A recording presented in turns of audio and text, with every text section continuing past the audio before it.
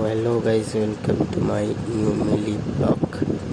তো বন্ধুরা, আজকে আমি যেতে চলেছি ক্যানিং। তো ক্যানিং যেতে চলেছি এমনি।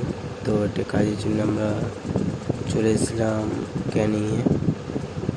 তো ক্যানিং থেকে আমরা বেরিয়ে এসেছি। তো এখন আমরা যাব ব্রিজের দিকে।